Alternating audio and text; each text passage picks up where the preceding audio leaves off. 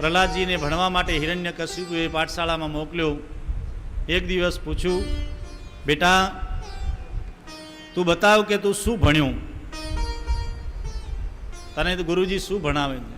પ્રહલાદજી કહે છે, તત્સાધુ મન્યે સુરવર્ય દેહિનામ સદા સમુદ્વિગ્ન ધિયામ સદ્ગ્રહા હિત્વાત્મપાતમ ગૃહમંદકૂપમ વનમ ગતો યદ હરિમાશ્રયેત.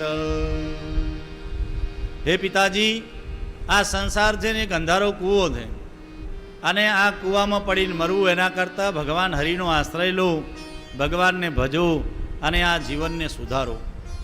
હવે હિરણ્યકશિપુ હરિનો, નારાયણનો, વિષ્ણુનો વધારે શત્રુ, એ દુશ્મન માને છે.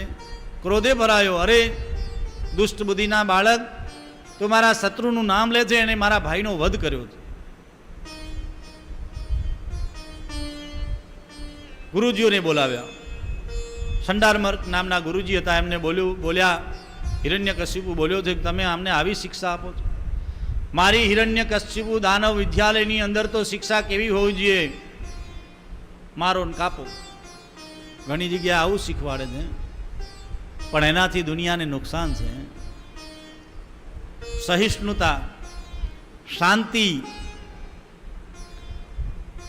ધર્મ, સમજદારી, આ બધું જરૂરી છે. શિક્ષા એવી મળવી જોઈએ કે જેનાથી જગતને શાંતિ મળે. એવી વિદ્યા શું કામની જેનાથી જગતમાં ઉપદ્રવ થાય, નુકસાન થાય. પણ હિરણ્યકશિપુ મારવા માટે પ્રહલાદજીને ઘણા પ્રયાસો કરે છે. પહાડ ઉપરથી નખાવી દીધો, પણ જલમાં પડ્યા, પ્રહલાદજી બચી ગયા.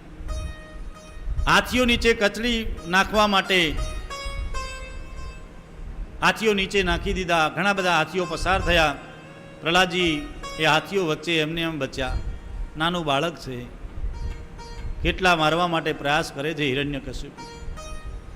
એના મિત્રો સમજાવે છે કે પ્રહલાદ, તારા પિતાજી તને મારવા માટે આટલો પ્રયત્ન કરે છે, તું આ છોડી દે.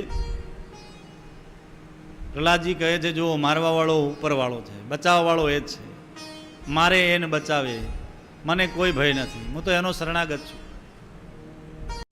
પ્રહલાદજીના મિત્રો કહે છે કે પ્રહલાદ, આપણે બધા એક જ પાઠશાળામાં ભણીએ છીએ, તને આટલું બધું જ્ઞાન ક્યાંથી મળ્યું?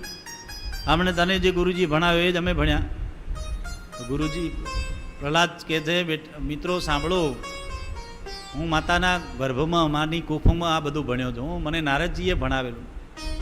એટલે ગર્ભ સંસ્કારની વિશેષ મહત્વતા બતાવી દે કે જ્યારે બાળક ગર્ભમાં હોય ત્યારે માતાઓએ સારા વ્યવહાર રાખવા, ધર્મ ગ્રંથો વાંચવા, સારી કથાઓ સાંભળવી, ભગવાનનું કીર્તન કરવું, અનેક ખરાબ વિચારોથી બચવું.